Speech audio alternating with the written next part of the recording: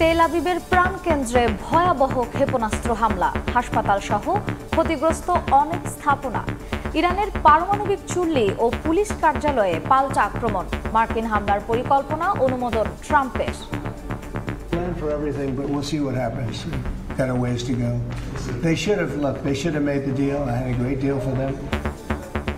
প্রাণ বাঁচাতে প্রতিবেশী দেশে ছুটছে তেহরানবাসী। নিরাপদ আশ্রয়ের খোঁজে ইসরায়েলিরাও। হোয়াইট হাউসের সামনে যুদ্ধ বিরোধী বিক্ষোভ।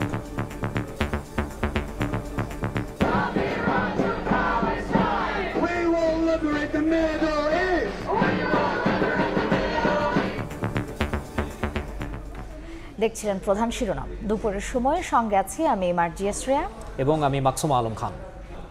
এবারে অন্যান্য শীর্ষ সংবাদ। 253 জনের গুমের অকাট্য প্রমাণ পেয়েছে কমিশন। বেশি জড়িত র্যাব। ভারতীয় গোয়েন্দা বাহিনীরও সংশ্লিষ্টতা পাওয়ার দাবি। ক্ষমতা ধরে রাখতে বিরোধী মত দমনের অভিযোগ। শেখ হাসিনার বিরুদ্ধে আদালত অবমাননার মামলায় অ্যামিকাস কিউরি নিয়োগ বিশেষ ট্রাইব্যুনালের। নিরাপত্তা ও পুনর্বাসনের দাবি গুম থেকে ফেরা ভুক্তভোগীদের। রাজনৈতিক দলের সঙ্গে ঐকমত্য কমিশনের ধারাবাহিক সংলাপ। রাষ্ট্রপতি নির্বাচন, সাংবিধানিক কাউন্সিল সহ অমীমাংসিত বিষয়ে আলোচনা। শীর্ষ নেতাদের অংশগ্রহণ। এবং যশোরে করোনায় আরও একজনের মৃত্যু। 2 দিনে প্রাণ গেল 2 জনের। বরগুনায় ডেঙ্গু আক্রান্ত ছাড়ালো 2000, মৃতের সংখ্যা 20। সদর হাসপাতালে চিকিৎসাধীন 187 জন।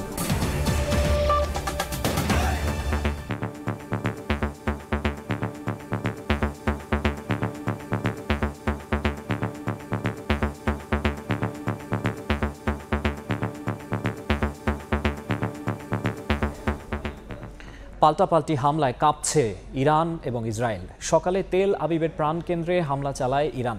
এতে হাসপাতাল সহ বেশ কয়েকটি গুরুত্বপূর্ণ ভবন ক্ষতিগ্রস্ত হয়েছে। ইরানের আরাক পারমাণবিক চুল্লি ও পুলিশ কার্যালয়ে পাল্টা হামলার দাবি করেছে তেল আবিব। এদিকে আয়াতুল্লাহ আলী খামিনির সরাসরি যুদ্ধ শুরুর ঘোষণার পর ট্রাম্প বলেছেন, ইরানে হামলার পরিকল্পনার অনুমোদন দিলেও এখনও চূড়ান্ত সিদ্ধান্ত নেননি তিনি। ইসরায়েলি হামলায় ইরানে এই পর্যন্ত প্রাণ হারিয়েছেন 639 জন। বৃহস্পতিবার সকালেও ইরানের মিসাইল হামলায় কেঁপে ওঠে তেল আবিবের প্রাণকেন্দ্র। দফায় দফায় চালানো হামলায় রামাতগানের হাসপাতাল, শপিং মল ও স্টক এক্সচেঞ্জ ভবন ক্ষতিগ্রস্ত হয়। হামলায় বেশ কয়েকজন হতাহতের খবরও পাওয়া গেছে।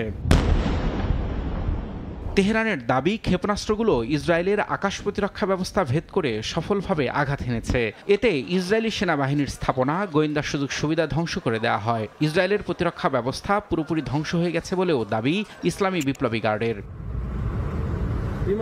একই দিন ইরানের আরাক পারমাণবিক চুল্লিতে পাল্টা হামলার দাবি করে তেল আবিব। বিষয়টি নিশ্চিত করে তেহরান বলছে, এতে বড় ধরনের কোনো ক্ষতি হয়নি। এর আগে ইরানের বেশ কয়েকটি স্থাপনা লক্ষ্য করে বিমান হামলা চালায় ইসরায়েল। এতে ইরানের রকেট লঞ্চার ও পুলিশের কার্যালয় গুঁড়িয়ে দেওয়ার দাবি করা হয়। আগামী কয়েকদিনের মধ্যে ইরানে সম্ভাব্য হামলার জন্য যুক্তরাষ্ট্র প্রস্তুতি নিচ্ছে বলে দাবি করেছে মার্কিন সংবাদ মাধ্যম ব্লুমবার্গ। বুধবার এক প্রতিবেদনে বলা হয়, সপ্তাহের শেষ দিকে সম্ভাব্য হামলার বিষয়ে সংশ্লিষ্ট কর্মকর্তারা ইঙ্গিত করেছেন। তবে পুরো বিষয়টি এখনও বিবেচনাধীন আছে এবং পরিস্থিতি যাচাই করে চূড়ান্ত সিদ্ধান্ত নেওয়া হবে। ব্লুমবার্গের ওই প্রতিবেদনের আগে হোয়াইট হাউসে সাংবাদিকদের প্রশ্নের জবাব দেন মার্কিন প্রেসিডেন্ট ডোনাল্ড ট্রাম্প। বলেন, ইরানে হামলার পরিকল্পনার অনুমোদন দিলেও এ বিষয়ে এখনও চূড়ান্ত সিদ্ধান্ত নেননি তিনি। কি করব সে সম্পর্কে আমার কিছু ধারণা আছে, কিন্তু আমি এখনো চূড়ান্ত সিদ্ধান্ত নেইনি। ইরান কোনোভাবেই পারমাণবিক অস্ত্র পেতে পারে না। ধ্বংসযজ্ঞ অনেক বেশি হবে এবং তারা সেটা ব্যবহার করবে। আমার দৃষ্টিতে ব্যাপারটা খুবই সহজ, তারা পারমাণবিক অস্ত্র পেতে পারে না। এদিকে ইরান ইস্যুতে মার্কিন প্রেসিডেন্ট যে সিদ্ধান্ত নেবেন তা বাস্তবায়নে যুক্তরাষ্ট্রের সেনারা প্রস্তুত বলে জানিয়েছেন দেশটির প্রতিরক্ষা মন্ত্রী পিট হেগসেথ। সিনেট আর্ম ফোর্সেস কমিটিতে দেয়া বক্তব্যে তিনি ইঙ্গিত দেন, কয়েকদিনের মধ্যেই ইরান ইসরায়েল সংঘাত ইস্যুতে যুক্তরাষ্ট্রের অবস্থান স্পষ্ট হবে। ইরানি কর্মকর্তারা হোয়াইট হাউসে বৈঠকের জন্য অনুরোধ জানিয়েছে বলেও দাবি করেছেন মার্কিন প্রেসিডেন্ট ডোনাল্ড ট্রাম্প।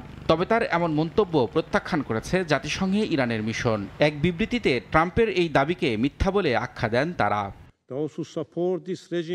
চলমান উত্তেজনার মধ্যেই শুক্রবার আবারও বৈঠকে বসছে জাতিসংঘ নিরাপত্তা পরিষদ। ইরানের অনুরোধে ঢাকা এই বৈঠকে ইসরায়েলও অংশ নেবে বলে জানা গেছে। রবিউল ইসলাম আওলাদ, সময় সংবাদ। ইসরায়েলি বাহিনীর হামলা থেকে প্রাণ বাঁচাতে তুরস্কের সীমান্ত শহর ভালের দিকে ছুটছেন ইরানের শত শত বাসিন্দা। ক্রমেই বাড়ছে আশ্রয় প্রার্থীর ঢল। হোটেলগুলোতে উপচে পড়া ভিড় দেখা দিয়েছে। একই দৃশ্য ইসরায়েলেও। ইরানের ক্ষেপণাস্ত্র হামলা থেকে বাঁচতে সাইপ্রাসে সরিয়ে নেওয়া হয়েছে ১৫০০ ইসরায়েলিকে। তুরস্কের ভান শহরে ইরানিদের আগমন বেড়েছে হঠাৎ করেই। ইসরায়েলি বাহিনীর হামলা থেকে প্রাণে বাঁচতে নিরাপদ আশ্রয়ের খোঁজে ছুটছেন ঘরছাড়া এ বাসিন্দারা। ভিসাবিহীন ৯০ দিন থাকার সুযোগে অনেকেই আশ্রয় নিয়েছেন এই সীমান্ত শহরে। জানা গেছে কাপিকয় সীমান্ত দিয়ে প্রতিদিনই প্রবেশ করছেন শত শত ইরানি, কেউ পরিবার নিয়ে, কেউ বা একা। এদিকে যুদ্ধপীড়িত ইরানিদের ঢল সামাল দিতে হিমশিম খাচ্ছে ভান শহরের হোটেলগুলো। বেশিরভাগ রুমই নেওয়া হয়ে গেছে গেল মঙ্গলবার থেকে। জানা গেছে এই মৌসুমে অন্যান্য সময়ে হোটেলে ৫০% ইরানি অতিথি থাকলেও এখন তা বেড়ে দাঁড়িয়েছে ৮০%। তবে পরিস্থিতি দ্রুত স্বাভাবিক হবে এমন প্রত্যাশা রাখছেন হোটেল ব্যবস্থাপকেরা। আশা করছি বিপজ্জনক পরিস্থিতি দ্রুত কেটে যাবে। দুই দেশ নিজেদের মধ্যে সংঘাত মিটিয়ে নেবে, দুই দেশের মানুষ যাতে সুখে শান্তিতে থাকতে পারে সেই ব্যবস্থা করবে। ভান শহর থেকে অনেকেই যেতে চাইছেন তুরস্কের ইস্তাম্বুল কিংবা আঙ্কারায়, কিন্তু অতিরিক্ত চাহিদার চাপে দূরপাল্লার বাস মিলছে না সহজে। সংকট দেখা দিয়েছে বিমানের টিকিট প্রাপ্তিতেও। এ কারণে বাধ্য হয়ে অনেকেই রয়ে যাচ্ছেন সীমান্ত শহরে। আর এই অনিশ্চয়তা বাড়াচ্ছে উদ্বাস্তুদের দুর্ভোগ। সংঘাত চান না দাবি করে তারা বলছেন, নিরাপদে যেন নিজ ঘরে ফিরে যেতে পারেন, এইটুকুই তাদের চাওয়া। এদিকে তেল আবিব তেহরানের মধ্যে পাল্টাপাল্টি ক্ষেপণাস্ত্র হামলার কারণে অনিশ্চয়তা দেখা দিয়েছে ইসরায়েলিদের মধ্যেও। প্রাণে বাঁচতে নিরাপদে সরে যাচ্ছেন তারাও। বুধবার বিলাসবহুল ক্রুজ শিপ MS ক্রাউন আইরিশে করে ১৫০০ ইসরায়েলিকে সাইপ্রাসে নিয়ে যাওয়া হয়। কাকুলি আখতার, সময় সংবাদ। এদিকে ইরানে ইসরায়েলি হামলার প্রতিবাদে যুক্তরাষ্ট্রের ওয়াশিংটন ডিসিতে বিক্ষোভ হয়েছে। হোয়াইট হাউসের সামনে যুদ্ধবিরোধী বিক্ষোভে ফুঁসে ওঠেন তরুণরা। অবিলম্বে ইরানে যুক্তরাষ্ট্র এবং ইসরায়েলের আগ্রাসন বন্ধের দাবি জানান তারা। এ সময় ইসরায়েলপন্থীরা বিক্ষোভকারীদের বাধা দিলে উত্তপ্ত পরিস্থিতির সৃষ্টি হয়। স্থানীয় সময় বুধবার যুক্তরাষ্ট্রের ওয়াশিংটনে হোয়াইট হাউসের সামনে জড়ো হন শতাধিক বিক্ষোভকারী। রাস্তায় ইরানি পতাকা ও হাতে প্লেকার্ড নিয়ে ইরানে ইসরায়েলি আগ্রাসনের তীব্র প্রতিবাদ জানান। ইসরায়েল ও যুক্তরাষ্ট্রের আগ্রাসন বন্ধের স্লোগানে মুখর হয়ে ওঠে ওয়াশিংটনের রাজপথ। বিক্ষোভকারীদের অভিযোগ, ইসরায়েল যে অস্ত্রের অজুহাতে হামলা করছে সেটির অস্তিত্বেরই কোনো প্রমাণ নেই। বিক্ষোভে পাল্টা অবস্থান নেন ইসরায়েলপন্থীরাও। ভিড়ের মধ্যে কয়েকজন ইসরায়েলি পতাকা ওড়ালে উত্তেজনা ছড়িয়ে পড়ে স্থানটিতে। পরে পুলিশ এসে দুপক্ষের মধ্যে বাকবিতণ্ডা থামায়। প্রতিবাদে অংশ নেন অর্থোডক্স ইহুদিরাও। ইরানে জায়োনিস্ট হামলার নিন্দা জানান তারা। আমি শান্তির পক্ষে। আমি জানি না তারা কি করছে। সরকার প্রধানরা সবচেয়ে খারাপ কাজগুলোই করছে। টানা সপ্তম দিনের মতো ইরান ইসরায়েল সংঘাতে হতাহত হয়েছেন দুই দেশের বহু মানুষ। ইসরায়েলি হামলায় ইরানে এখন পর্যন্ত নিহত হয়েছেন অন্তত ৬৩৯ জন, যার বেশিরভাগই বেসামরিক। অন্যদিকে ইরানি ক্ষেপণাস্ত্রে ইসরায়েলে এখন পর্যন্ত প্রাণ হারিয়েছেন ২৪ জন। নিহতদের সবাই সাধারণ মানুষ বলে দাবি তেল আবিবের। কাকুলি আখতার, সময় সংবাদ। অন্য প্রসঙ্গ, গুম সংক্রান্ত তদন্ত কমিশনে আসা ১,৮৫০টি অভিযোগের মধ্যে ২৫৩ জনের গুম হওয়ার অকাট্য প্রমাণ পেয়েছে কমিশন। সবচেয়ে বেশি জড়িত র্যাব। সম্পৃক্ততা পাওয়া গেছে ভারতীয় গোয়েন্দা বাহিনীরও। প্রধান উপদেষ্টার কাছে জমা দেওয়া দ্বিতীয় প্রতিবেদন নিয়ে সংবাদ সম্মেলনে এ তথ্য তুলে ধরেন কমিশন সভাপতি বিচারপতি মইনুল ইসলাম চৌধুরী।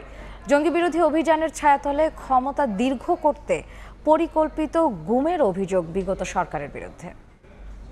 দমননীতির অংশ হিসাবে গুমকে হাতিয়ার হিসাবে ব্যবহার করা হয়েছে। গুম নিয়ে গত ৪ জুন প্রধান উপদেষ্টার কাছে দ্বিতীয় প্রতিবেদন জমা দেয় গুম সংক্রান্ত কমিশন। বৃহস্পতিবার সকালে রাজধানীর গুলশানে কমিশনের কার্যালয়ে এ নিয়ে আয়োজন করা হয় সংবাদ সম্মেলনের। তবুও বহু ভুক্তভোগী লিখিত বক্তব্যে কমিশনের সভাপতি জানান, এ পর্যন্ত ১৬টি গোপন বন্দিশালার খোঁজ পাওয়া গেছে। কমিশনে আসা ১,৮৫০ অভিযোগের মধ্যে ২৫৩ জন গুমের শিকার ব্যক্তির তথ্য প্রমাণ পাওয়া গেছে। এছাড়াও গুমের শিকার ১৩১ জনকে খুঁজতে পুলিশ প্রধানের কাছে চিঠি দেওয়া হয়েছে। ২৫৩ জন ব্যক্তিকে গুম করার মুহূর্তে, গুমকালীন সময়ে এবং গুম থেকে ফেরত আসার মুহূর্তে ৩টি পর্যায়ে অকাট্য প্রমাণাদি পাওয়া যাচ্ছে। অতএব আমাদের কাছে 253 জন মানুষের একটি তথ্যভিত্তিক দলিল বা ডাটাবেজ আছে। সংবাদ সম্মেলনে আরও জানানো হয়, গুমের সঙ্গে সবচেয়ে বেশি জড়িত র্যাব, দেশের গোয়েন্দাদের সঙ্গে জড়িত থাকার প্রমাণ পাওয়া গেছে ভারতীয় বাহিনীরও। গুমের অ্যালিগেশন সবচেয়ে বেশি র্যাবের বিরুদ্ধে, এবং র্যাবের যিনি মহাপরিচালক, বর্তমান মহাপরিচালক, উনি তো একটা পাবলিক স্টেটমেন্ট দিয়েছেন যে গুমের সাথে জড়িত ছিল র্যাব, এবং সেখানে আয়নাগর ছিল বা ডিটেনশন সেন্টার্স ছিল, কথা বলছেন, এবং উনি ক্ষমাও চেয়েছেন ইন পাবলিক। এমনকি সাধারণ নাগরিকদের বেআইনি পন্থায় বারবার ভারতীয় বাহিনীর হাতেও তুলে দিয়েছে। কমিশনের সভাপতি জানান, বিগত সরকার ক্ষমতা দীর্ঘ করতে বিরোধী মত দমনের পাশাপাশি দলীয় কোন্দলের কারণে শাসক দলের লোকজনকেও গুম করেছে। জঙ্গি বিরোধী অভিযানের নামেও হয়েছে গুম। বিগত সরকারের শাসনামলে গুম একটি সুশৃঙ্খল ও প্রাতিষ্ঠানিক রূপে জঙ্গিবাদ বিরোধী অভিযানের ছায়াতলে ইসলামী উগ্রবাদের হুমকিকে ব্যবহার করে রাজনৈতিক ক্ষমতা কেন্দ্রীভূত করা, আন্তর্জাতিক স্বীকৃতি অর্জন এবং শাসন দীর্ঘায়িত করার উদ্দেশ্যে পরিচালিত হয়েছে, যার ভিকটিম ছিল মেধাবী শিক্ষার্থী, রাজনৈতিক কর্মী, সাংবাদিক, ডাক্তার, ইঞ্জিনিয়ার সহ বিভিন্ন সরকারি বেসরকারি পেশাজীবী তথা সাধারণ জনগণ। সম্প্রতি ভারত থেকে পুশিন করা ব্যক্তিদের মধ্যে গুমের ভিকটিম আছে কিনা খতিয়ে দেখছে কমিশন। ডিসেম্বরের মধ্যেই প্রধান উপদেষ্টার কাছে চূড়ান্ত প্রতিবেদন দাখিলের আশা কমিশনের। কতটুকু রিলিজ করা যায়। মাসুদুর রহমান, সময় সংবাদ, ঢাকা। শেখ হাসিনার বিরুদ্ধে আদালত অবমাননার মামলায় সিনিয়র এক আইনজীবীকে অ্যামিকাস কিউরি নিয়োগ দিলেন আন্তর্জাতিক অপরাধ ট্রাইব্যুনাল। প্রসিকিউশন বলেছেন, বিচারের স্বচ্ছতা নিশ্চিতে এই সিদ্ধান্ত নিয়েছেন বিশেষ আদালত। চিফ প্রসিকিউটরের বিশেষ পরামর্শক টবি ক্যাডম্যান জানান, আওয়ামী লীগের সময়ে ধ্বংস হওয়া বিচার ব্যবস্থাকে আন্তর্জাতিক মানে নিয়ে এসেছে অন্তর্বর্তী সরকার। এদিকে ট্রাইব্যুনালের কাছে নিরাপত্তা ও পুনর্বাসনের দাবি জানিয়েছেন গুম থেকে ফেরা ভুক্তভোগীরা। অন্তত 227 জনকে মারার লাইসেন্স পেয়ে গেছি। 227 জনকে হত্যার লাইসেন্স পেয়েছি। গাইবান্ধার আওয়ামী লীগ নেতার সঙ্গে টেলিফোন কথোপকথনটি যে শেখ হাসিনার, তার প্রমাণ আগেই পেয়েছে ট্রাইব্যুনালের তদন্ত সংস্থা। এরপর শেখ হাসিনার বিরুদ্ধে নোটিশ এবং পত্রিকায় বিজ্ঞপ্তি জারি করা হয়। তবে হাজির বা আইনজীবীর মাধ্যমে কোনো ব্যাখ্যাই দেননি শেখ হাসিনা। সংগঠিত অপরাধসমূহ আসামি শেখ হাসিনা। এমন প্রেক্ষাপটে বৃহস্পতিবার এ মামলায় সিনিয়র আইনজীবী AY মসিউজ্জামানকে অ্যামিকাস কিউরি নিয়োগ করেছেন আন্তর্জাতিক অপরাধ ট্রাইব্যুনাল। প্রসিকিউশন বলছে, বিচারের স্বচ্ছতা নিশ্চিতে এই সিদ্ধান্ত নিয়েছেন বিশেষ আদালত। ট্রাইব্যুনাল রুলসের 41 বিধি মোতাবেক একজন অ্যামিকাস কিউরি নিয়োগ করেছেন এই মামলায় মতামত গ্রহণের জন্য এবং আদালতকে সহায়তা করার জন্য। চিফ প্রসিকিউটরের বিশেষ পরামর্শক টবি ক্যাডম্যান বলছেন, বিগত সরকারের সময়ে বিচার ব্যবস্থাকে অপহরণ করা হয়েছিল। এখন বিচারে আন্তর্জাতিক মান নিশ্চিত করা হচ্ছে। দেখুন, যেটা আমি আগেও বলেছি, ন্যায় বিচার থেকে সম্পূর্ণরূপে সরে এসেছিল আগের সরকার। এমনকি বিচার ব্যবস্থাকে অপহরণ করা হয়েছিল, যা সম্পূর্ণভাবে আইনের শাসনের পরিপন্থী। বর্তমান অন্তর্বর্তী সরকারের সময়ে বিচার ব্যবস্থার পরিবর্তন ঘটছে, আন্তর্জাতিক মান নিশ্চিত করা হচ্ছে। এদিন 14 বছর আগে পাবনার ছাত্রদল নেতা শফিকুল ইসলামকে গুম ও হত্যায় সাবেক স্বরাষ্ট্র প্রতিমন্ত্রী ও ডেপুটি স্পিকার শামসুল হক টুকু সহ 12 জনের বিরুদ্ধে ট্রাইব্যুনালে অভিযোগ দায়ের করেছেন নিহতের ভাই। এদিকে গুম থেকে ফেরা ভুক্তভোগীরা দাবি জানান নিরাপত্তা ও পুনর্বাসনের। নিরাপত্তার জন্য আমরা আবেদন জানিয়েছি, তাদেরকে পুনর্বাসনের জন্য আমরা আবেদন জানিয়েছি। অ্যাডভোকেট শামসুল হক টুকু 10 লক্ষ টাকার নিয়ে হাফিজুর রহমান মিঠুর কাছ থেকে নিয়ে, তৎকালীন স্বেচ্ছাসেবক সাধারণ সম্পাদক হাফিজুর রহমান মিঠুর কাছ থেকে নিয়ে এই অপহরণ করার নির্দেশ প্রদান করেন এবং অপহরণ এবং গুম হত্যা করে। একই সঙ্গে রাষ্ট্রের কাছে আইনি সহায়তাও চেয়েছেন গুমের শিকার ব্যক্তিরা। আফজার হোসেন, সময় সংবাদ, ঢাকা। জুলাইয়ের মধ্যেই জাতীয় সনদ তৈরির কাজ শেষ করতে রাজনৈতিক দলগুলোর সহযোগিতা চেয়েছেন ঐকমত্য কমিশনের সহ সভাপতি অধ্যাপক আলী রিয়াজ। ফরেন সার্ভিস একাডেমিতে ঐকমত্য কমিশনের সঙ্গে রাজনৈতিক দলের দ্বিতীয় দফায় ৪র্থ দিনের বৈঠকের শুরুতে তিনি এই আহ্বান জানান। বলেন, অমীমাংসিত বিষয়গুলো নিয়ে রোববার থেকে ফের আলোচনা শুরু হবে। ৪র্থ দিনে রাষ্ট্রপতি নির্বাচন, প্রধানমন্ত্রীর পদের মেয়াদ, রাষ্ট্রের মূলনীতি ও নির্বাচনী এলাকা নিয়ে আলোচনা হবে। ধারাবাহিক আলোচনায় বিএনপি, জামায়াত, এনসিপি সহ 29টি দল অংশ নিচ্ছে।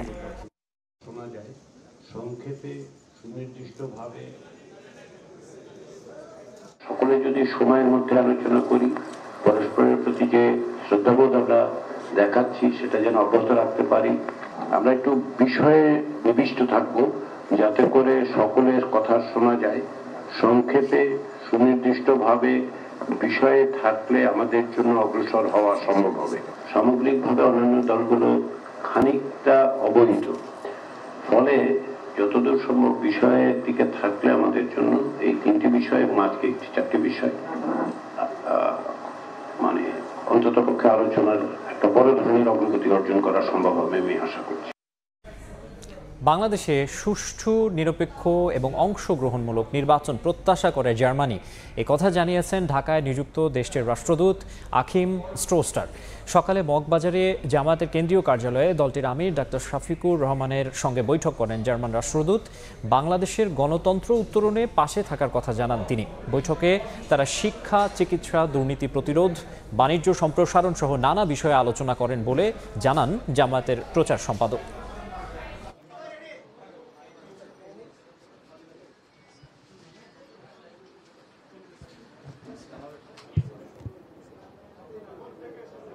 তিনি উল্লেখ করেন যে বাংলাদেশে গণতন্ত্রকে অর্থবহ এবং ফেয়ার ডেমোক্রেসির মাধ্যমে বাংলাদেশে স্থিতিশীলতা আনয়নের লক্ষ্যে জামাত অগ্রাধিকার দিয়ে কাজ করছে। বাংলাদেশকে একটি করাপশন ফ্রি রাষ্ট্র, সমাজ এবং দেশ হিসেবে গড়ে তোলার লক্ষ্যে জামাত ইসলামী নিরলসভাবে প্রচেষ্টা চালিয়ে যাচ্ছে। দেশে ন্যায় এবং ইনসাফ ভিত্তিক সমাজ প্রতিষ্ঠার জন্য জামাতের ভূমিকা সম্পর্কে তিনি তুলে ধরেন। All possible support of my government to supporting Bangladesh in bringing about the democratic transition and stability to the country. Elections also in Bangladesh will be free, fair and participatory. মার্কিন উপ পররাষ্ট্রমন্ত্রী ক্রিস্টোফার ল্যান্ডোর সঙ্গে বৈঠক করেছেন বাংলাদেশের জাতীয় নিরাপত্তা উপদেষ্টা ডক্টর খলিলুর রহমান। বুধবার যুক্তরাষ্ট্রের ওয়াশিংটন ডিসিতে এই বৈঠক হয়। বৈঠকে রোহিঙ্গা ইস্যু, বাংলাদেশ ও যুক্তরাষ্ট্রের মধ্যে চলমান শুল্ক, দক্ষিণ এশিয়ার উন্নয়ন এবং বাংলাদেশে গণতান্ত্রিক উত্তরণ নিয়ে আলোচনা করেন তারা। এ সময় বাংলাদেশের প্রতি যুক্তরাষ্ট্রের অব্যাহত সমর্থন পুনর্ব্যক্ত করেন ক্রিস্টোফার ল্যান্ডো। এছাড়া বাংলাদেশের সংকটময় মুহূর্তে প্রধান উপদেষ্টা ডক্টর মোহাম্মদ ইউনূসের নেতৃত্বের প্রশংসাও করেন তিনি। মার্কিন উপ পররাষ্ট্রমন্ত্রীর সঙ্গে বৈঠকের পর ডক্টর খলিলুর রহমান যুক্তরাষ্ট্রের সহকারী বাণিজ্য প্রতিনিধি ব্র্যান্ডন লিঞ্চের সঙ্গেও সাক্ষাৎ করেন। পতিত সরকার 18 কোটি মানুষের মুখ বন্ধ করে রেখেছিল বলে মন্তব্য করেছেন বিএনপির স্থায়ী কমিটির সদস্য ডক্টর আব্দুল মঈন খান। দুপুরে ঢাকা বিশ্ববিদ্যালয়ের সিনেট ভবনে বিএনপির প্রতিষ্ঠাতা জিয়াউর রহমানের শাহাদাত বার্ষিকী উপলক্ষে সাদা দলের সেমিনারে তিনি এই কথা বলেন। এ সময় দলের সিনিয়র যুগ্ম মহাসচিব রুহুল কবির রিজভী আহমেদ বলেন, স্বাধীন পররাষ্ট্র নীতি প্রতিষ্ঠার মাধ্যমে জিয়াউর রহমান বাংলাদেশকে অনন্য উচ্চতায় নিয়ে গিয়েছিলেন। এ সময় দলের ভাইস চেয়ারম্যান শামসুজ্জামান দুদু বলেন, তারেক রহমান নিজ যোগ্যতায় বাংলাদেশের ভবিষ্যৎ কাণ্ডারি হিসেবে প্রতিষ্ঠিত করতে সক্ষম হয়েছিলেন।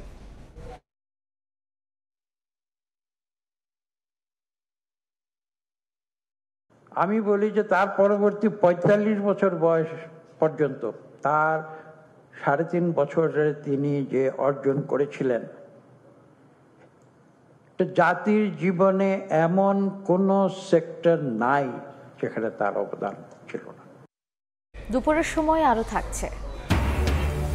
সাগর উত্তাল থাকায় মহেশখালী থেকে এলএনজি সরবরাহ বন্ধ। চট্টগ্রাম সহ দেশের বিভিন্ন স্থানে গ্যাস সংকট। ধুঁকছে সিএনজি ফিলিং স্টেশন, শিল্প কারখানায় উৎপাদন ব্যাহত।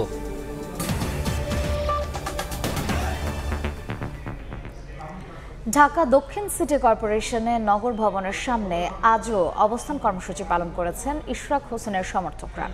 শপথ পড়িয়ে মেয়রের দায়িত্ব বুঝিয়ে দেওয়ার দাবি তাদের। সমর্থকরা বলেন, ইশরাকের নেতৃত্বে এই আন্দোলন চলবে। সিটি কর্পোরেশনে কোনো দোসর, কোনো ফ্যাসিবাদী থাকতে পারবে না। শপথ না পড়ানো এবং নাগরিক ভোগান্তির জন্য উপদেষ্টা আসিফ মাহমুদকে দায়ী করেন তারা।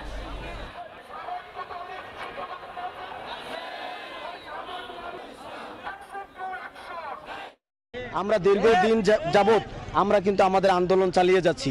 তা আমরা যদি ফলস থাকতাম বা আমাদের যদি ভুল থাকতো তাহলে কিন্তু আমরা এখানে থাকতে পারতাম না। ইশরাকের শপথের টাইমটাকে পার করে এখন তারা বলতেছে যে সময় নাই। কিন্তু সময় শেষ হওয়ার আগেই কিন্তু আমরা এই রায়টা পাইছিলাম। এই উপদেষ্টা মণ্ডলী ইচ্ছাকৃতভাবে এটা বিলম্বিত করেছে এবং বিলম্বিত করে জনগণকে ভোগান্তিতে সৃষ্টি করেছে। সব নাগরিক সুবিধা যেটা আসিফ ভুঁইয়া বন্ধ করেছে, ষড়যন্ত্র করতেছে, এগুলো আমরা অচিরে এগুলো আমরা খুলে দিব, এগুলো আমরা প্রতিবাদ করব, এগুলোর বিরুদ্ধে আমরা সোচ্চার হব। চাকরি সংশোধন অধ্যাদেশ বাতিলে 48 ঘন্টার সময় বেঁধে দিয়েছে সচিবালয় কর্মকর্তা কর্মচারী ঐক্য ফোরাম। শনিবারের মধ্যে অধ্যাদেশ বাতিল করা না হলে দেশব্যাপী বৃহত্তর কর্মসূচির ঘোষণা দিয়েছেন নেতারা। সকালে সচিবালয়ের 4 নম্বর ভবনের সামনে বিক্ষোভ সমাবেশ করেন সচিবালয় কর্মকর্তা কর্মচারীরা। বিভিন্ন ভবন থেকে মিছিল নিয়ে যোগ দেন তারা।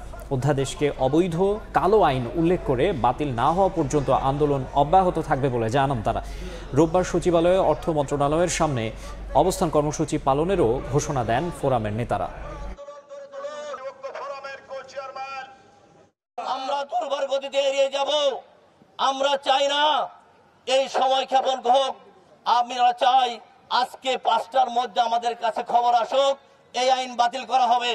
আমরা চাচ্ছি যে আগামী 48 ঘন্টার মধ্যে সরকার আমাদেরকে আশার বাণী শোনাবে যে এই কালো আইন বাতিল করা হয়েছে। এর মধ্যে যদি বাতিল না হয়ে থাকে তাহলে আমরা আগামী রবিবার বেলা 11টায় অর্থ মন্ত্রণালয়ের সামনে ব্লকেট কর্মসূচি পালন করব। রাজধানীর ফকিরাপুলে অভিযানের সময় মাদক কারবারিদের গুলিতে ডিবি পুলিশের 2 সদস্য আহত হয়েছে। তাদের ঢাকা মেডিকেল কলেজ হাসপাতালে ভর্তি করা হয়েছে।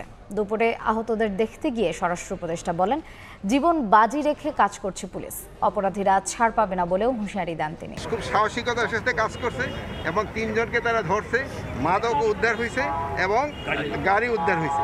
এবং যে পুলিশ যে সাহসিকতার কাজ করছে, দেখেন নিজেদের তারা জীবন বাজি রেখা মাদককে নিয়ন্ত্রণ করার তারা চেষ্টা করছে। হালকা অস্ত্র নিয়ে না, যেই পরিমাণ প্রয়োজন অস্ত্র দরকার ওই পরিমাণ প্রয়োজন নিয়ে কাজ করছে। মহানগর দায়রা জজ আদালতের সিঁড়ি থেকে পালিয়েছে হত্যা মামলার আসামি। সকালে কাশিমপুর কারাগার থেকে আদালতে আনা হয় শরীফুল ইসলামকে। খিলগাঁও থানার হত্যা মামলায় সাক্ষ্য গ্রহণের দিন ধার্য থাকায় তাকে তৃতীয় অতিরিক্ত মহানগর দায়রা জজ আদালতে নেওয়া হয়। বিচারিক কার্যক্রম শেষে বেলা 11:30টার পর 4 আসামিকে আদালতের গারদখানায় নিয়ে যাচ্ছিলেন পুলিশ সদস্য শহীদুল্লাহ। এ সময় আচমকা দৌড়ে পালান শরীফুল। তার খোঁজে অভিযানে নেমেছে আইনশৃঙ্খলা রক্ষা বাহিনী।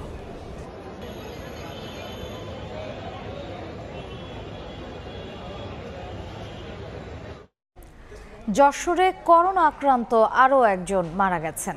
এ নিয়ে 2 দিনে 2 জনের মৃত্যু হলো। করোনা সংক্রমণ বাড়লেও বেনাপোল বন্দরে নেই প্রতিরোধ ব্যবস্থা। স্বাস্থ্যবিধি না মেনে অবাধে ভারতীয় ট্রাক চালকেরা প্রবেশ করছেন বন্দরে। দ্রুত ব্যবস্থা নেওয়া হবে বলে জানিয়েছে বন্দর কর্তৃপক্ষ। ঠান্ডা ও শ্বাসকষ্ট নিয়ে 13 জুন যশোর জেনারেল হাসপাতালে ভর্তি হন ইউসুফ আলী নামে এক রোগী। আশঙ্কাজনক অবস্থায় আইসিইউতে নেওয়া হয় তাকে। পরে পরীক্ষায় করোনা পজিটিভ আসে। বুধবার মধ্যরাতে আইসিইউতে চিকিৎসাধীন অবস্থায় মারা যান তিনি। এর আগে এদিন সকালে আইসিইউতে চিকিৎসাধীন অবস্থায় করোনায় আক্রান্ত হয়ে শেখ আমিন নামে আরও একজনের মৃত্যু হয়। করোনা সংক্রমণ রোধে সতর্কতা ব্যবস্থা গ্রহণের স্বাস্থ্য মন্ত্রণালয় নির্দেশ দিলেও এখন পর্যন্ত বেনাপোল বন্দরে কোনো ধরনের প্রতিরোধমূলক ব্যবস্থা নেওয়া হয়নি। স্বাস্থ্যবিধি না মেনে অবাধে ভারতীয় ট্রাক চালকেরা প্রবেশ করছেন বন্দরে। পাসপোর্টধারী যাত্রীরা মাস্ক ছাড়া ভারত বাংলাদেশে ভ্রমণ করছেন। নিরাপত্তা কর্মী থেকে শুরু করে বন্দর ব্যবহারকারী শ্রমিকদের মধ্যেও নেই স্বাস্থ্যবিধির বালাই। এতে বাড়ছে দ্রুত সংক্রমণ ছড়িয়ে পড়ার শঙ্কা। বন্দর কর্তৃপক্ষ আপনাদের কেন মাস্ক নাই বা মাস্ক পরতে হবে না, আমাদের কিছু দেয়নি? না, কিছু দেয়নি। বেনাপোল বন্দরের নিরাপত্তা কর্মীরাও মাস্ক ব্যবহার করছে না, ভারতীয় ড্রাইভাররাও মাস্ক ব্যবহার করছে না। যদি আমরা আগাম সতর্ক না হই আমরা আবার ক্ষতির মুখে পড়ব। স্বাস্থ্যবিধি রক্ষায় দ্রুত ব্যবস্থা নেওয়া হবে বলে জানিয়েছে বন্দর কর্তৃপক্ষ। আর ইমিগ্রেশন স্বাস্থ্য বিভাগ বলছে এখন পর্যন্ত কোনো করোনা আক্রান্ত ধরা পড়েনি। আমাদের এখানে কোনো লক্ষণ নিয়ে কোনো যাত্রী আগমন ঘটেনি। আর এটা যদি ঘটে তাহলে আমরা উপজেলা হেলথ কমপ্লেক্সে আইসোলেশন ব্যবস্থা আছে, সেখানে আমরা রেফার। গত 11 জুন বাংলাদেশ সরকারের স্বাস্থ্য মন্ত্রণালয় এক প্রজ্ঞাপনে দেশের সব স্থলবন্দর, নৌবন্দর ও বিমানবন্দরে সুরক্ষা ব্যবস্থা নেওয়ার নির্দেশ দেয়। চন্দ্র বিশ্বাস, ববি, সময় সংবাদ। ক্রমশ অবনতি হচ্ছে বরগুনার ডেঙ্গু পরিস্থিতির। জেলায় 2000 ছাড়িয়েছে আক্রান্তের সংখ্যা। এখন পর্যন্ত মারা গেছেন 20 জন। জেনারেল হাসপাতালে চিকিৎসাধীন 187 জন। এতে হিমশিম অবস্থা হাসপাতাল কর্তৃপক্ষের। রুবেল হোসেনের ছবিতে সাইফুল মিরাজের রিপোর্ট। ডেঙ্গু রোগীর চাপে তিল ধরার ঠাঁই নেই বরগুনা জেনারেল হাসপাতালে। 250 শয্যার এ হাসপাতালে শুধু ডেঙ্গু রোগী 187 জন। ইতিমধ্যেই জেলায় 2000 অতিক্রম করেছে ডেঙ্গু রোগীর সংখ্যা। গত 24 ঘন্টায় 57 জন নতুন করে ডেঙ্গুতে আক্রান্ত হয়েছেন। এ নিয়ে জেলায় মোট আক্রান্তের সংখ্যা 2105 জনে দাঁড়িয়েছে, আর মৃতের সংখ্যা দাঁড়িয়েছে 20-এ। 6 দিন ধরে আক্রান্ত, প্যারাটিং প্রত্যেক রোজ কমতে আছে। খাইতে গেলে বমি আসে, জ্বর, দুর্বল শরীর। এই উপসর্গগুলো দেখার পরে আমি ডেঙ্গু টেস্ট করাইলাম। টেস্ট করার পরে আমার ডেঙ্গু পজিটিভ আসছে। এদিকে বাড়তি রোগীর চাপ সামলাতে হিমশিম অবস্থা হাসপাতাল কর্তৃপক্ষের। জরুরি পরিস্থিতি মোকাবেলায় হাসপাতালে 12 জন চিকিৎসক ও 10 জন নার্স পদায়ন করা হলেও এখন পর্যন্ত 4 জন নার্স ও 5 জন চিকিৎসক যোগদান করেছেন। চিকিৎসকরা বলছেন দিন দিন অবনতি হচ্ছে ডেঙ্গু পরিস্থিতির। বরগুনা অবশ্যই হটস্পট, কেসও বেশি, উন্নতি হচ্ছে না, অবনতি তো আমাদের কেস প্রত্যেকদিনই বাড়তেছে। এদিকে বরগুনায় ডেঙ্গু আক্রান্ত রোগীর সংখ্যা বৃদ্ধি পাওয়ার কারণ অনুসন্ধানে কাজ শুরু করেছে IEDCR। সাইফুল মিরাজ, সময় সংবাদ, বরগুনা। 2027 সাল থেকে চালু হচ্ছে নতুন কারিকুলাম। বিভিন্ন দেশের কারিকুলাম পর্যালোচনা সহ প্রাথমিক কাজ শুরু করেছে জাতীয় শিক্ষাক্রম ও পাঠ্যপুস্তক বোর্ড। আর কোনো দেশের হুবহু অনুকরণ নয়, দেশের প্রেক্ষাপট বিবেচনায় কারিকুলাম প্রবর্তনের পাশাপাশি মূল্যায়নে পরীক্ষা পদ্ধতিকে প্রাধান্য দেওয়ার দাবি অভিভাবকদের। অন্যদিকে বিশেষজ্ঞরা বলছেন শিক্ষকদের জন্য প্রয়োজনীয় প্রশিক্ষণ নিশ্চিত করতে না পারলে মুখ থুবড়ে পড়বে সব উদ্যোগ। শাকির আহমেদের রিপোর্ট। আলোচনা সমালোচনার ফলে চালুর মাত্র 1 বছরের মাথায় বাতিল করা হয় 2023 সালের কারিকুলাম। 2012 সালের শিক্ষাক্রম পরিমার্জন করে চলছে চলতি বছরের কার্যক্রম। আগামী বছরও এই কারিকুলামই চলবে মাধ্যমিক ও উচ্চ মাধ্যমিক শ্রেণীর পড়াশোনা। তবে এক যুগের আগের এই কারিকুলাম যুগের চাহিদা অনুযায়ী দক্ষ মানব সম্পদ তৈরিতে কতটা বাস্তবসম্মত তা নিয়ে প্রশ্ন উঠছে বিভিন্ন মহলে। বাচ্চারা বারবারই গিনিপিগ হচ্ছে, তাদেরকে দিয়ে বারবার একটা পদ্ধতি তাদের উপর চাপানো হচ্ছে, আবার চেঞ্জ করা হচ্ছে, আবার চাপানো হচ্ছে। আমি বলবো যে আমার বাচ্চারা সাফারার। কারিকুলাম অবশ্যই যদি চেঞ্জ করে সেই ক্ষেত্রে যেন বাংলাদেশের আর্থসামাজিক প্রেক্ষাপটটাকে প্রায়োরিটি দেওয়া হয়। ইতোমধ্যে যোগোপযোগী কারিকুলাম প্রবর্তনে প্রাথমিক পর্যালোচনা শুরু করেছে NCTB। 2027 সালে 6ষ্ঠ শ্রেণীতে চালু হবে নতুন কারিকুলাম। এবছর যারা ক্লাস 9-এ আছে তারা 27-এ পরীক্ষা দিবে। তার মানে 12 কারিকুলামে আমার 27 পর্যন্ত কিন্তু অটোমেটিক যাচ্ছে। 26-এ আমাদের 12 কারিকুলামে যাচ্ছে। 27-এ আমরা টার্গেট করে আমাদের ইন্টারনাল যে ডেস্ক ওয়ার্কগুলি আছে সেগুলি কাজ শুরু হয়েছে। আমরা বিভিন্ন ডকুমেন্টগুলি রিভিশন করছি। বিদেশের অনুকরণে নয়, কারিকুলাম হতে হবে দেশের চাহিদার প্রেক্ষিতে, এমন দাবি করছেন অভিভাবক ও শিক্ষা সংস্কার আন্দোলনে যুক্তরা। বিগত যে কারিকুলাম ছিল সেটাতে পরীক্ষা পদ্ধতি নেই বললেই চলে, কোনো পরীক্ষা পদ্ধতি ছিল না। এক স্টুডেন্ট ক্লাস 1-এ যে ভর্তি হতে পারবে সে 10ম শ্রেণী পর্যন্ত প্রত্যেক ক্লাসে সে সার্টিফিকেট পেয়ে যাবে।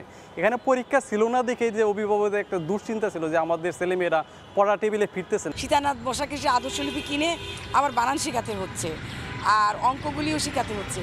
কারণ ওই যে কাগজ কেটে কেটে মেধা গেছে একদম ড্যামেজ হয়ে, যে পদ্ধতিটা আমাদের সরকার চালু করতে চেয়েছিল। অংশীজনের সঙ্গে আলোচনা করেই মূল্যায়ন সহ কারিকুলামের নানা দিক চূড়ান্ত করা হবে বলে জানিয়েছে বোর্ড। যেই অ্যাসেসমেন্ট করা হোক, যেই টিচিং লার্নিং অ্যাপ্রোচ করা হোক, সমাজ থেকে বিচ্ছিন্ন হওয়ার কোনো স্কোপ নাই। সমাজের যে ডিমান্ড, আমার সোসাইটির যে ডিমান্ড, আমার গ্লোবাল যে ডিমান্ড, এটার সাথে অ্যালাইনমেন্ট অবশ্যই থাকতে হবে। আর শিক্ষকদের প্রশিক্ষণ নিশ্চিত করতে না পারলে নতুন কারিকুলাম বাস্তবায়ন সম্ভব নয় বলছেন শিক্ষাবিদরা। আপনার ছাত্র A+ পাচ্ছে, কিন্তু সেটা তো কারিকুলামের ভালো কারিকুলামের রিফ্লেকশন না। সবসময় প্রত্যাশাগুলো নিয়ে আমরা কারিকুলাম তৈরি করি, সেই প্রত্যাশাগুলো তাদের মধ্যে অর্জন করতে পারে, এই জন্য মানসম্মত শিক্ষকের কোনো বিকল্প নাই। কারিকুলামে কোনো মতাদর্শকে চাপিয়ে না দিয়ে দক্ষতা বৃদ্ধির উপর জোর দেওয়ার পরামর্শ তাদের। কোনো গোষ্ঠীর প্রভাব যেন না থাকে। শাকির আহমেদ, সময় সংবাদ, ঢাকা। উত্তাল সাগরে মহেশখালী থেকে LNG সরবরাহ বন্ধ হয়ে যাওয়ায় চট্টগ্রামে গ্যাস সংকট দেখা দিয়েছে। এতে বন্ধ নগরীর অধিকাংশ CNG ফিলিং স্টেশন। এছাড়া উৎপাদন ব্যাহত হচ্ছে শিল্প কারখানাতেও। সংকট নিরসনে কাজ চলছে জানিয়ে আজকের মধ্যেই সরবরাহ স্বাভাবিক হবে বলে আশা কর্ণফুলী গ্যাস ডিস্ট্রিবিউশনের। বিস্তারিত ফেরদৌস লিপির রিপোর্টে। বন্দরনগরী চট্টগ্রামের সিএনজি ফিলিং স্টেশনগুলোর সামনে যানবাহনের দীর্ঘ সারি। একজন চালককে গ্যাসের জন্য অপেক্ষা করতে হচ্ছে 5 থেকে 6 ঘন্টারও বেশি সময় ধরে। আবার অনেক ফিলিং স্টেশন পুরোপুরি বন্ধ করে দিয়ে অলস সময় কাটাচ্ছেন কর্মচারীরা। সকাল থেকে নগরীর এমন অবস্থায় দুর্ভোগে যানবাহন চালকরা। কালকে গ্যাস পাই নাই, আজকে আসে দেখি গ্যাস নাই, এখানে আসে এতক্ষণ পর্যন্ত দাঁড়ায় আছি। সবখানে তো এখানে বন্ধ দেখতেছি, আমরা এখনো যোগাযোগ করি না, আমাদের মালিক পক্ষকে জানাচ্ছি, মালিক পক্ষ যোগাযোগ করতেছি। সকাল ভোরে সেখানে সিরিয়াল দিচ্ছে, এই পর্যন্ত আমি প্রায় আমার 5 ঘন্টা সময় এই পর্যন্ত। 6টার পরে গ্যাস পাম্প বন্ধ, 10টা বাজে আবার গ্যাস দিই। মানুষ কি আর কত হরানি করবো? ঘন্টাখানিক ধরে আমি মুরাদপুর গেছি, 2 নম্বর গেট গেছি, এখানে ঘুরে সিরিয়াল দিয়ে গ্যাস পাচ্ছি না। সাগর উত্তাল থাকায় মহেশখালীতে এলএনজি নিয়ে আসা জাহাজ টার্মিনালে নোঙর করতে পারছিল না। এতে নগরীতে গ্যাস সরবরাহ সংকটে পড়ে, ফলে শিল্প কারখানায় উৎপাদনও ব্যাহত হচ্ছে। তবে দুপুরে একটি জাহাজ টার্মিনালে ভেড়ায় আজকের মধ্যে সমস্যা সমাধানের আশা কর্ণফুলী ডিস্ট্রিবিউশনের। গ্যাসের চাপ যেখানে আপনার 120 থাকার কথা, সেখানে আপনার মাত্র 20-এ আইসা থাকার কারণে সমস্ত কলকারখানা মেশিনারি আপনার চলা বন্ধ হয়ে গেছে। এই প্রেক্ষাপটে গতকাল থেকে আজ পর্যন্ত এন্টায়ার ইন্ডাস্ট্রি আপনার চরম বিপর্যয়ের মধ্যে অতিবাহিত করছে।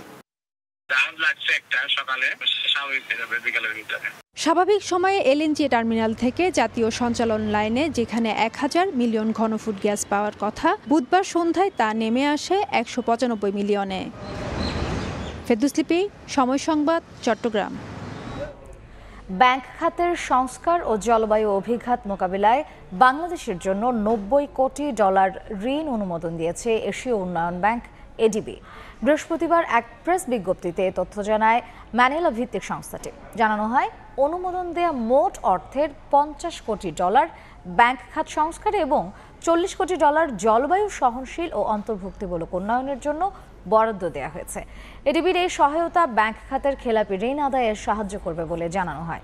পাশাপাশি তারল্য ব্যবস্থাপনা, সক্ষমতা বৃদ্ধি ও সুশাসন নিশ্চিতে সহায়তা করবে। গেল 1 দশকের বেশি সময় ধরে বাংলাদেশের ব্যাংকিং খাতে সীমাহীন অনিয়ম দুর্নীতির ফলে বর্তমানে খেলাপি ঋণ 4,20,000 কোটি টাকা ছাড়িয়ে গেছে। এফবিসিসিআইকে ব্যবসা বান্ধব সংগঠন হিসেবে গড়ে তোলার প্রতিশ্রুতি দিয়েছে বৈষম্য বিরোধী সংস্কার পরিষদ। আগামী দ্বিবার্ষিক নির্বাচনে প্রতিদ্বন্দ্বিতা করার ঘোষণা দিয়েছে প্যানেলটি। সকালে ঢাকা রিপোর্টার্স ইউনিটিতে সংবাদ সম্মেলনে পরিষদের আহ্বায়ক জাকির হোসেন নয়নকে এফবিসিসিআই নির্বাচনের প্রেসিডেন্ট প্রার্থী হিসেবে ঘোষণা করা হয়। আগামী 7 সেপ্টেম্বর নির্বাচন অনুষ্ঠিত হওয়ার কথা রয়েছে।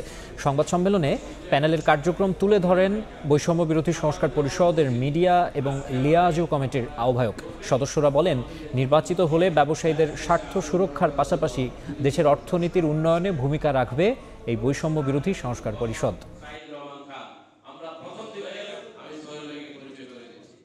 আমাদের দেশের ব্যবসা বাণিজ্যকে বিশ্বের সাথে তাল মিলানো, একই গ্লোবের ভিতরের সমপর্যায়ের ব্যবসা আমরা উপযোগী যাতে করতে পারি, এইটার জন্য আমাদের একটা যোগ্য বোর্ড দরকার।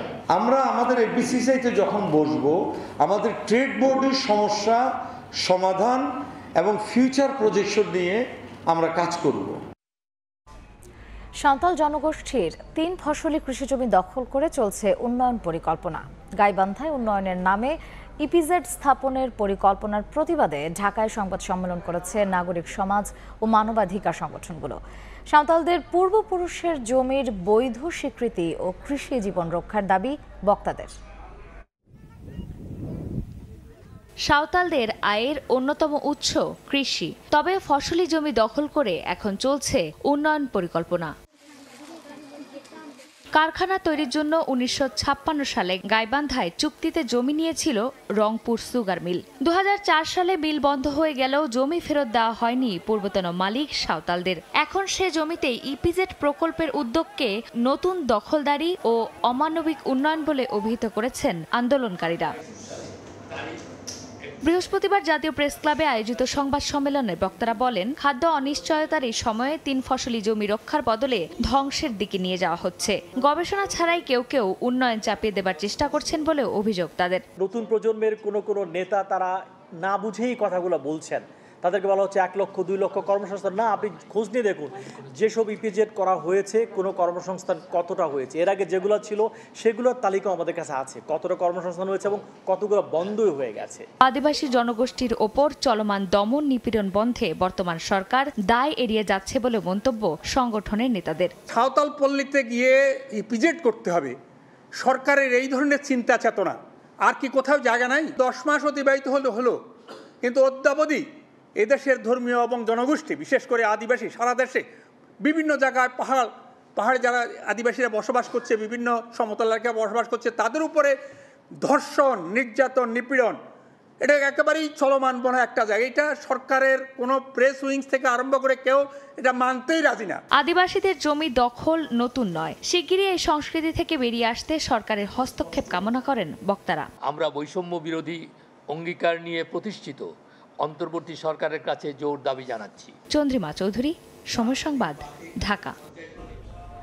দেশে দিন দিন বাড়ছে শিশু শ্রমিকের সংখ্যা, অথচ চলতি বছরের মধ্যেই সব ধরনের শিশু শ্রম বন্ধের নির্দেশনা রয়েছে টেকসই উন্নয়ন লক্ষ্যমাত্রায়। বিশেষজ্ঞরা বলছেন সবকিছু ছাপিয়ে শিশু শ্রম বন্ধে দরকার আইনের দৃষ্টান্তমূলক প্রয়োগ। প্রয়োজনে তাদের আনতে হবে সামাজিক সুরক্ষার আওতায়। শিশুদের শৈশব হারানোর বেদনার গল্প খুঁজেছেন সহকর্মী অন্তরা সেন। ক্যামেরায় ছিলেন মোস্তাফিজুর হক আকাশ।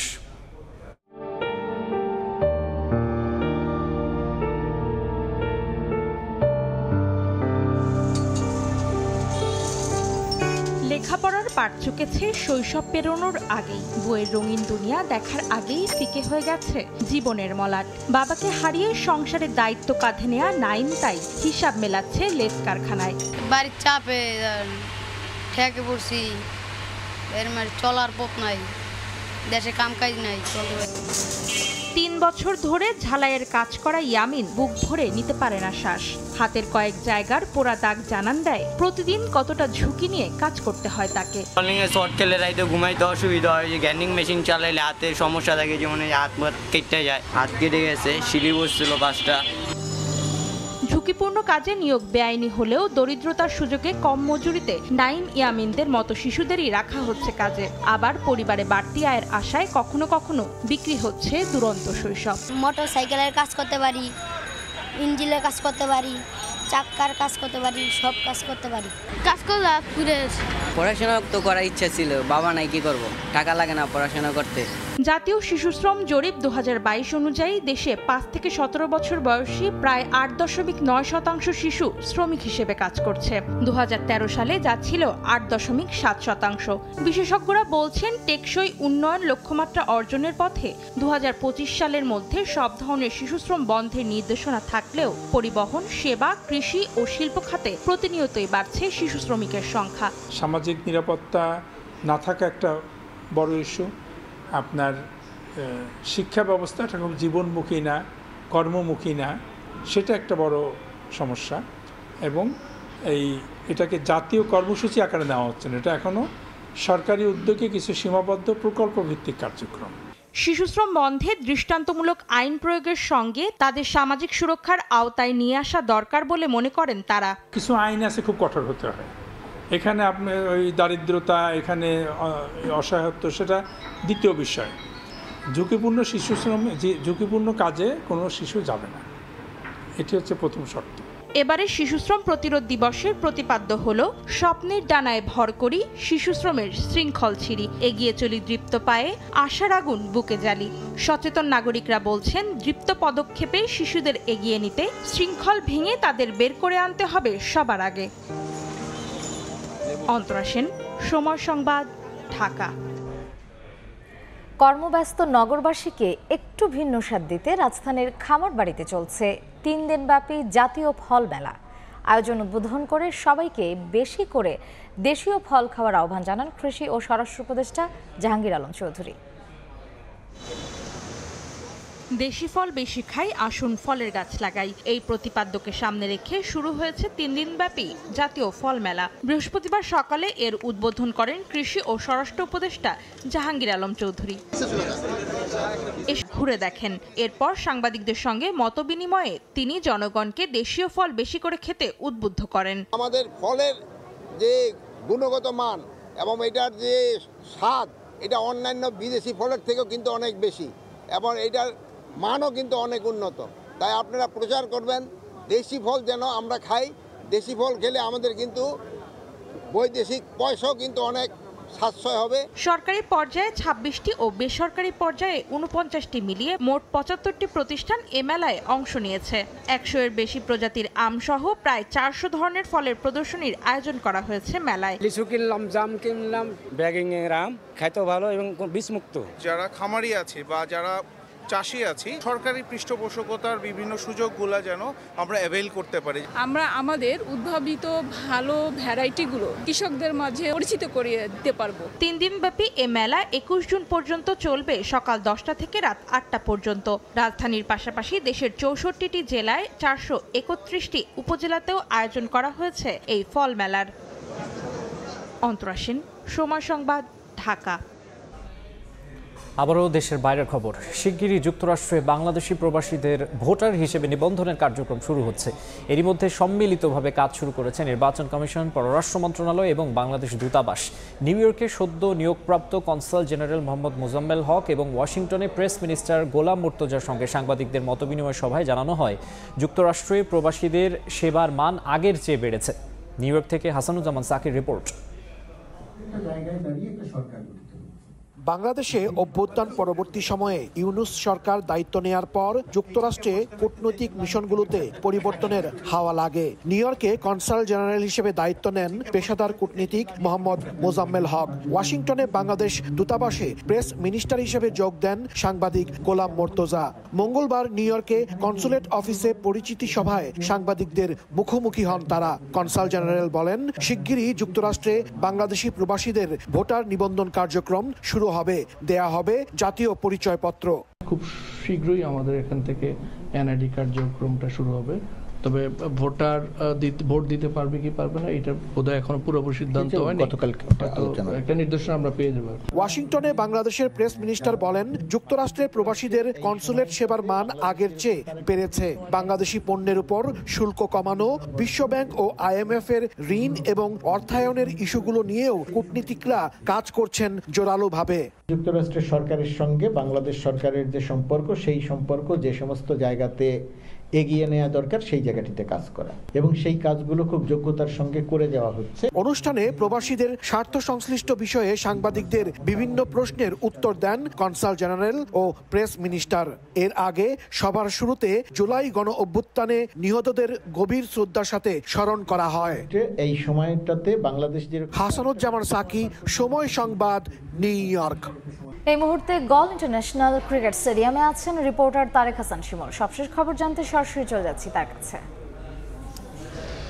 দুই দলের ব্যাটিংয়ের পার্থক্যের জায়গাটার দিকে তাকালে, শুধু রান রেটের দিকে তাকালে আসলে বোঝা যাবে যে দুই দল আসলে ব্যাটিংয়ের স্টাইলটা কীভাবে করেছে। বা বাংলাদেশ যতটা স্লো খেলেছে, শ্রীলঙ্কাকে আমরা দেখছি যে তার চেয়ে বেশি আগ্রাসী খেলতে 136 বল খেলে সেঞ্চুরি তুলে নিয়েছেন প্রথম নিশানকা এবং কি দীনেশ চান্ডিমাল, যিনি তার সঙ্গে দারুণ একটি পার্টনারশিপ করেছেন, তিনিও কিন্তু 50 তুলে অপরাজিত আছেন। সেই জায়গা থেকে দেখা যাচ্ছে যে লঙ্কানরা তাদের উইকেটটাকে আসলে ভালোভাবে কাজে লাগিয়ে আজকে যেহেতু অনেকটা ব্যাটিং ফ্রেন্ডলি উইকেটই বলা চলে যায় এবং কি বোলাররা একেবারেই যে কোনো ধরনের সহযোগিতা পাচ্ছে না সেটাই দেখা যাচ্ছে এবং পেস বোলিং বলি কিংবা স্পিন বোলিং বলি কোনো দিক থেকেই এখন পর্যন্ত এই দুই ব্যাটসম্যানকে খুব বেশি একটা পরাস্ত করতে পারেনি। শুরুর দিকের যেই এক উইকেট পতন হয়েছে, সেই এক উইকেট পতনের পর ধীরে ধীরে যখন তারা মাঠে সেট হয়েছে,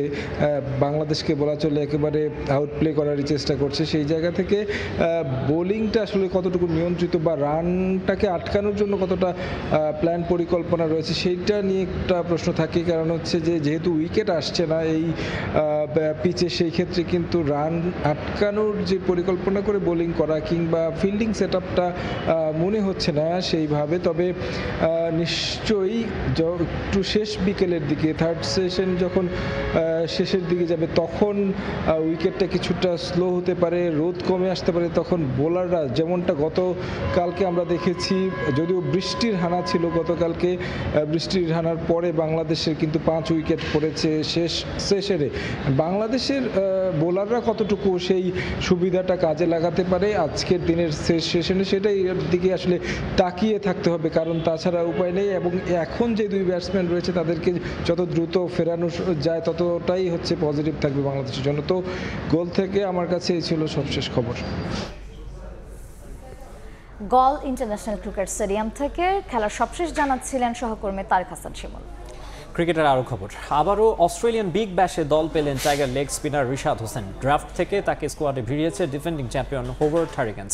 গেলবারও তাসমানিয়া পাড়ের এই দলটি কিনেছিল রিশাদকে, তবে একই সময় বিপিএল চলমান থাকায় তাকে ছাড়েনি তার ফ্র্যাঞ্চাইজি ফরচুন বরিশাল। ফলাফল এনওসি পাওয়া হয়নি বিসিবির পক্ষ থেকে। এবারও আছে সেই জটিলতা, তবুও ড্রাফটের দ্বিতীয় রাউন্ডেই রিশাদকে দলে নেয় হোবার্ট।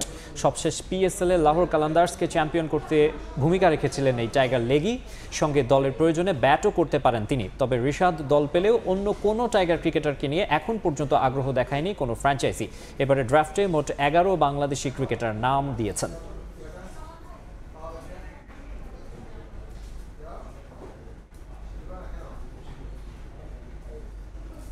এ পর্যায়ে শীর্ষ সংবাদগুলো জানিয়ে দিচ্ছি আরেকবার। 253 জনের গুমের অকাট্য প্রমাণ পেয়েছে কমিশন, বেশি জড়িত র্যাব। ভারতীয় গোয়েন্দা বাহিনীরও সংশ্লিষ্টতা পাওয়ার দাবি। ক্ষমতা ধরে রাখতে বিরোধী মত দমনের অভিযোগ।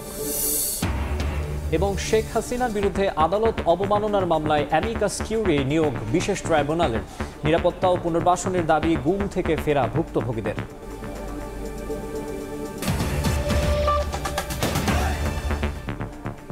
এই ছিল দুপুরের সময়, সঙ্গেই থাকুন সময়।